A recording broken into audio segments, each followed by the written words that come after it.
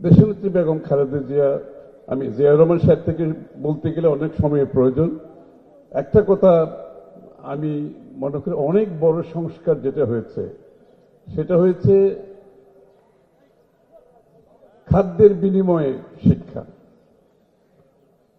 এটা বিশাল সংস্কার। কিন্তু এই যে খাদ্যের বিনিময়ে শিক্ষার বিষয়টা এত গুরুত্বপূর্ণ ছিল বাংলাদেশের ক্ষেত্রে যে সাধারণ গরিব পরিবারের ছেলেমেয়েরা পরিবার চালানোর জন্য চাকরি বাকরি করতে বাধ্য হতো এবং তাদেরকে স্কুলে এনরোলমেন্ট করা একটা কঠিন জব ছিল। কারণ মানুষের নিজের জীবনযাপন, খাদ্য, বাসস্থান হচ্ছে প্রাথমিক ব্যাপার। সুতরাং দেশনেত্রী বেগম খালেদা জিয়া খাদ্যের বিনিময়ে শিক্ষার মাধ্যমে যে কাজটা করেছেন, স্কুল এনরোলমেন্ট বাড়িয়েছেন, গরিব পরিবারের ছেলেমেয়েরা স্কুলে গেছেন খাওয়ার জন্য, তাদের খাদ্য পুষ্টির উন্নত হয়েছে, তাদের শরীর ভালো হয়েছে এবং সবচেয়ে বড় কথা হচ্ছে মহিলাদের এনরোলমেন্টটা অনেক বেশি বেড়েছে। যারা বাড়িতে বসে নিজেদের পরিবারকে কাজকর্মে সাহায্য করত, তারা কিন্তু স্কুল এনরোলমেন্টে চলে গেছে। এর জন্য মহিলা এম্পাওয়ারমেন্টও এই সিদ্ধান্তের মাধ্যমে অনেক বেশি হয়েছে। তো সুতরাং আমি মনে করি এইটি একটি যুগান্তকারী সংস্কার, বাংলাদেশের শিক্ষার ক্ষেত্রে অনেক যুগান্তকারী একটা সিদ্ধান্ত, খাদ্যের বিনিময়ে শিক্ষা। এবং বিদেশিরা যখনই জেনেছে যে বাংলাদেশে এরকম একটা প্রজেক্ট, এত একটা ইনোভেটিভ একটা চিন্তা, মানে যেখানে আপনি ছেলে মেয়ে গরিব পরিবারকে একদিকে শিক্ষা দিচ্ছেন, স্বাস্থ্যের জন্য সহযোগিতা করছেন, তাদের মহিলাদের এম্পাওয়ারমেন্ট করছেন। আজকে যে কারণে বাংলাদেশের আপনার ছাত্রীর সংখ্যা অনেক একটা বড় অঙ্কে এসে দাঁড়িয়েছে, শুধুমাত্র এই একটি বড় ধরনের সংস্কার যেটা দেশনেত্রী বেগম খালেদা জিয়া করেছেন। আমাদের যেটা আগামী দিনে জনাব তারেক রহমান সাহেবের নেতৃত্বে যেটা একটা বড় ধরনের শিক্ষা বান্ধব বাংলাদেশ গড়ে তোলার একটা স্বপ্ন আছে। সেই শিক্ষা বান্ধব একটি বাংলাদেশ গড়তে হলে আমাদের প্রথমত যে একটি বড় ধরনের বিনিয়োগের প্রয়োজন আছে। আমরা তো শিক্ষার ব্যাপারে আজকে মডার্ন শিক্ষাতে গেলে আপনাকে টিচিং টুলস দিতে হবে, আপনাকে অটোমেশনে যেতে হবে, আপনাকে ডিজিটালাইজ করতে হবে, আপনাকে টেকনোলজি বাড়াতে হবে এবং শিক্ষকদের যথাযথ বেতন দিতে হবে, তাদেরকে সুশিক্ষিত করতে হবে, ট্রেন করতে হবে।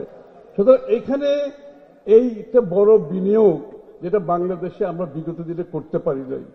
জনাব তারেক রহমান সাহেবের নেতৃত্বে আগামী দিনে আমরা জিডিপির 5% আগামী দিনে শিক্ষা ক্ষেত্রে বিনিয়োগ ইনশাআল্লাহ করা হবে। আমরা বক্তৃতা তো সব দিতে পারবো, কিন্তু আসল ক্ষেত্রে যদি বিনিয়োগ না করতে পারেন তাহলে শিক্ষা তার সঠিক জায়গায় কোনোদিনও যাবে না। এবং সেটা বাংলাদেশের বিগত দিনে আমাদের যে প্রত্যাশা ছিল সেটা হয় নাই। আমি নিশ্চিত যে তারেক রহমান সাহেবের আগামী দিনে শিক্ষাকে নিয়ে যে ভাবনা, স্বাস্থ্যকে নিয়ে যে ভাবনা, যে দুটো ব্যতীত আপনি মানব সম্পদ সৃষ্টি করতে পারবেন না। এবং মানব সম্পদ সৃষ্টি করতে না পারলে আপনি আগামী দিনের যে চ্যালেঞ্জ, দেশের মধ্যে চ্যালেঞ্জ, বিশ্বব্যাপী যে চ্যালেঞ্জ, যে আপনি উন্নয়নের পরবর্তী ধাপে যদি গ্রাজুয়েট করতে চান, মানব সম্পদ সৃষ্টি না করে কোনোদিনও সম্ভব হবে না। সেটা ইনশাআল্লাহ আমাদের সংস্কার কর্মসূচিতে আছে। আমরা জাতির কাছে প্রতিজ্ঞাবদ্ধ, সেই কাজটি আগামী দিন বিএনপি সরকার গঠন করতে পারলে ইনশাআল্লাহ করা হবে।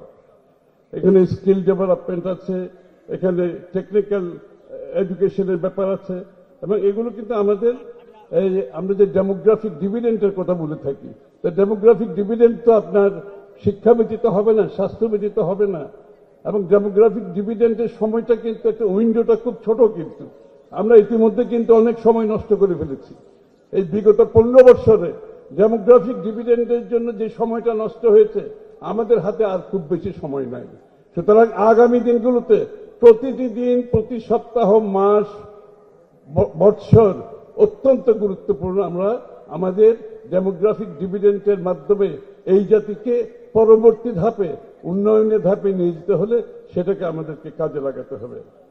আমি একটা কথা বলে আবার বক্তব্য শেষ করছি, সেটা হচ্ছে আপনারা শিক্ষক যারা আছেন, আপনারা কিন্তু ওপিনিয়ন মেকার, আপনারা কিন্তু জনমত সৃষ্টিকারীদের মধ্যে অন্যতম একটি শক্তি, কিন্তু অন্যতম শক্তি।